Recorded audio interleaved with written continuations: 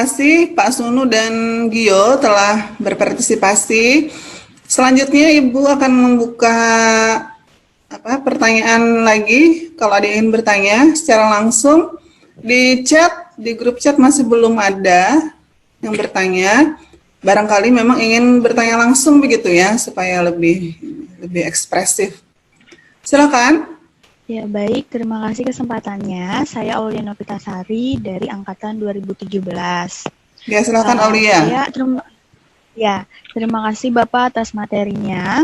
Saya ingin bertanya terkait penilaian puisi, yang salah satunya adalah biasanya dalam pemilihan juri pada kontes puisi. Nah, ini pendapat saya pribadi, mohon dikoreksi Bapak apabila keliru. Jadi saya rasa selain pada hal-hal yang teori seperti misalnya tadi puisi itu kalimatnya padat, kemudian maknanya itu tidak diungkapkan secara langsung dan sebagainya, ada hal lain seperti selera dalam menilai puisi, yang dimana setiap orang itu tentunya akan memiliki selera yang berbeda. Ada yang senang melihat puisi dengan permainan bunyi, ada yang senang dengan permainan katanya misalnya dan sebagainya. Jadi kira-kira Pak, bagaimana misalkan kami nanti menjadi panitia dalam kontes pemilihan puisi, kemudian memilih untuk mengamanahkan juri dalam penilai puisi tersebut. Nah, apakah kami ini mencari juri yang memang mungkin yang pertama sering menulis puisi atau yang justru mungkin sering memenangi kontes puisi, karena ketika seseorang memenangi kontes puisi maka kita anggap puisi-puisi beliau itu sudah sesuai standar tertentu, seperti itu Pak. Jadi saya lebih bertanya bagaimana cara kita menentukan seseorang itu layak untuk menjadi juri dalam pemilihan kontes puisi, seperti itu Pak. Terima kasih. Ya, silakan Pak. Ya, baik, terima kasih ya. Kebetulan saya sudah juga punya pengalaman juga menjadi juri ya, baik itu juri cipta puisi maupun baca puisi. Yang terakhir ini 2 minggu yang lalu baru berakhir ya. Ini FRS 2N, itu semacam ajang lomba dan festival untuk anak-anak SMA ya. Nah, saya kira bercermin dari pengalaman-pengalaman yang sudah ada, barangkali untuk kriteria pemilihan juri ini selain pengalaman ya, pengalaman orang itu dalam menjadi sebagai juri, tentu saja komposisinya itu yang penting. Juri kan tidak hanya satu, ya, paling tidak 3, ya, bisa juga 5, kan gitu ya, selalu dibuat ganjil kan, ya, supaya tidak supaya pendapatnya atau supaya ada proses penilaian yang adil di situ. Nah, jadi komposisi juri ini bisa diambil pertama orang akademik, ya, dari kalangan universitas, ya, orang macam saya, ya, yang lebih istilahnya sehari-hari bergelut di kelas, pengajar puisi, ya, mungkin cocok ya. Ya, kebetulan saya memang dipilih pada waktu itu ya, dipilih untuk itu ya. Tapi tidak harus saya nih, ya, bisa juga yang lain-lain seperti teman-teman yang lain juga yang dari kalangan akademik itu, kalangan perguruan tinggi itu diambil. Yang kedua tentu kalangan penyair, ya, orang yang biasa menulis puisi, ya, orang yang sudah dibuktikan oleh karyanya, ya. Jadi kalau baru nulis 1-2 puisi ya, janganlah. Tapi kalau dia sudah menerbitkan kumpulan puisi, ya, itu bisa dipertimbangkan, ya, jadi pertimbangkan. Nah, tergantung ini kalau ini jurinya juri cipta atau juri baca. Kalau baca barangkali juga orang yang pernah menjadi juara itu penting, ya.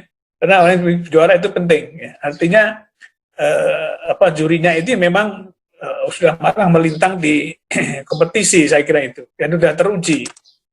Nah, dari latar belakang yang berbeda-beda itulah nanti dimungkinkan satu hasil penilaian yang barangkali tanda petik sesuai, adil, ya, tidak berat sebelah, tidak tunduk pada satu selera tertentu, karena ada yang ngontrol, kan saling mengontrol nih.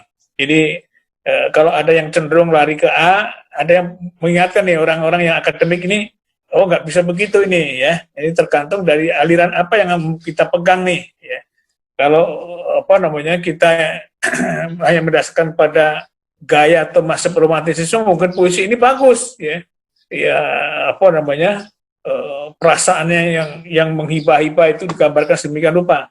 Tapi kan dalam sastra itu kan tidak hanya gaya semacam itu yang ada gitu loh. Justru pada satu waktu gaya itu dikritik oleh kaum ekspresionisme ya, kaum ekspresionis misalnya. Wah, puisi kok isinya letupan perasaan ya, jadi tidak terkendali, cengeng, ya, sentimental. Nggak bisa begitu. Bagaimana juga ini kan seni kata, ya, ada pengendalian di sana seperti itu. Ya.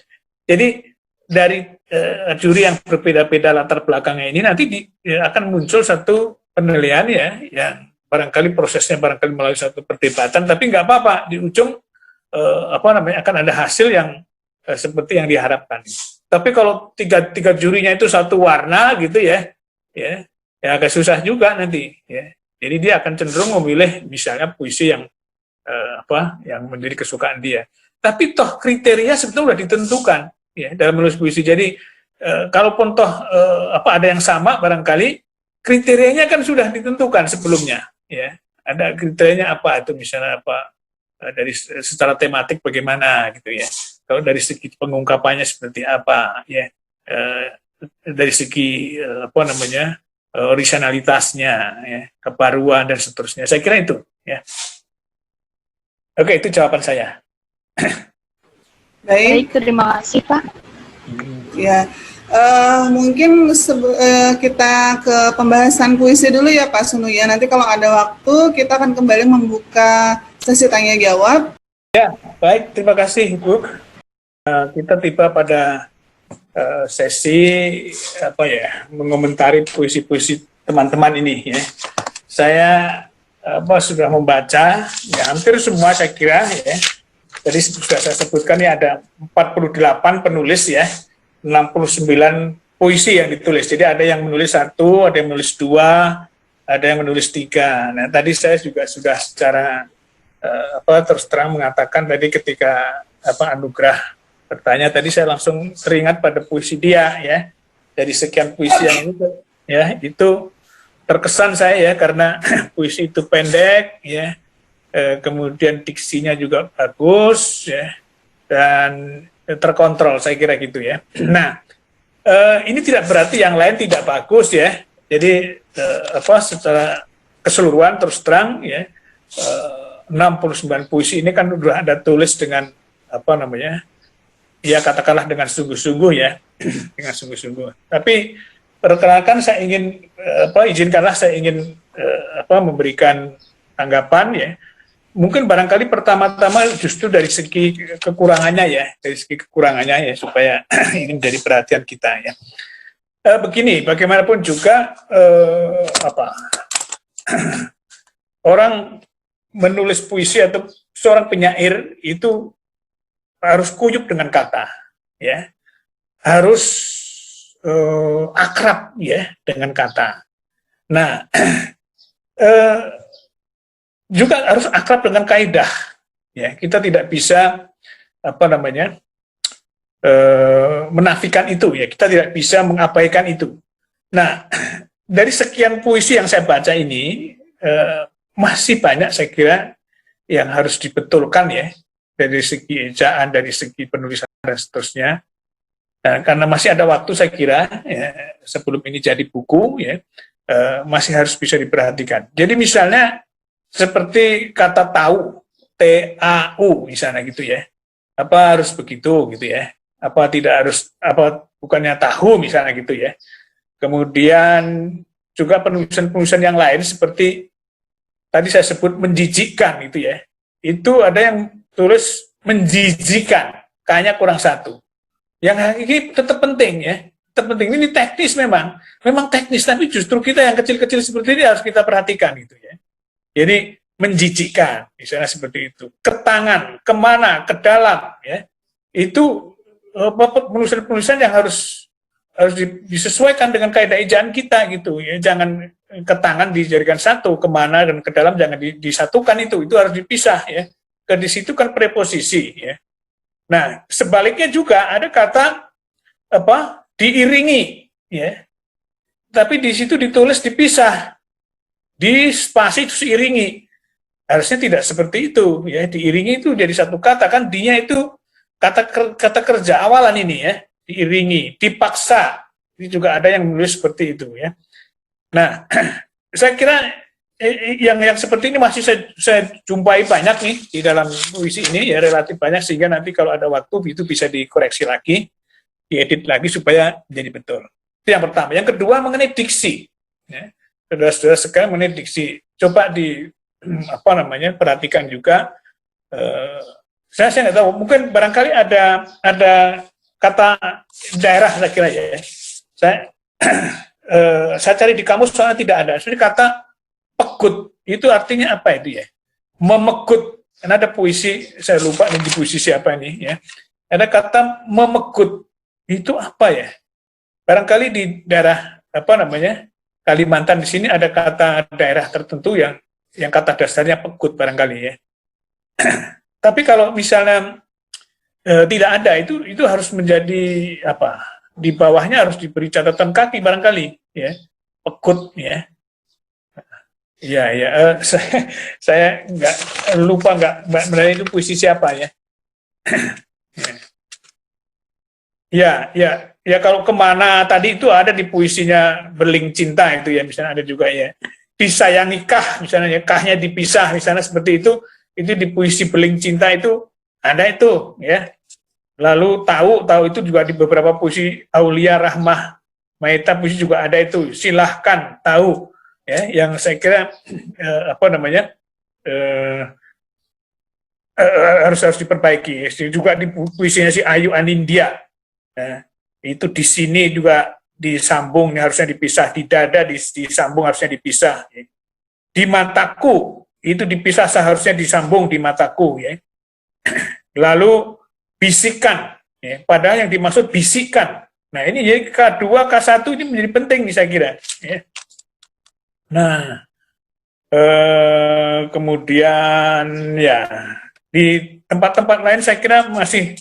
Nah kalau di pegut tadi itu di puisinya Aulia Novitasari ya, judulnya Tombak, ya, itu memegut ya. Ini saya tidak tahu sebenarnya apa itu, memegut atau merenggut atau ya. Misalnya seperti itu ya. Nah, berikutnya, jadi ungkapan-ungkapan yang barangkali ya juga masih perlu dipertimbangkan. Apakah ada misalnya senang tak karuan? Misalnya tak karuan itu apa? Konteksnya itu kan sesuatu yang negatif gitu ya, nggak karu-karuan gitu ya. Tapi kalau itu disandingkan dengan kata senang, ya, untuk menggambarkan sesuatu, ini puisi Harimu, karya Ardiansyah ini, senang tak karuan. Rasanya kok belum tepat ya. Nggak tahu kalau pada satu waktu ini akan menjadi konstruksi yang bisa diterima ya. Saya kira itu ya. Kemudian juga semilir darah mengalir. Ya, semilir biasanya dikaitkan dengan angin ini. Ini puisinya Arniah ya, judulnya Ibu ya. Ya. Jadi semilir darah mengalir dalam tubuhku. Ya. Semilir darah mengalir. Ya biasanya semilir itu angin ya. Jadi saya juga ini bertanya-tanya apakah ada konstruksi seperti itu. Atau barangkali ini satu pembaruan ya, inovasi, saya tidak tahu. Tapi kalau kita baca puisi-puisi Sapardi, ya, yang kita anggap sebagai satu contoh yang representatif barangkali, itu kata-kata yang digunakan Sapardi itu biasa, ya, tidak ada kata-kata yang harus, nah ini semilir darah mengalir, di situ kan ada itu ya. Nah ini barangkali mungkin ingin mencari efek puitisnya kan, ada semilir lalu mengalir gitu. Nah beberapa puisi memang ada yang menurut saya agak dipaksakan ya pola rimanya gitu ya, di akhir lari itu kalau semua, kalau iri semua, tapi kalau itu ternyata secara maknawinya tidak nyambung ya, tentu malah menjadi kurang bagus. Biarkan itu wajar saja saya kira ya.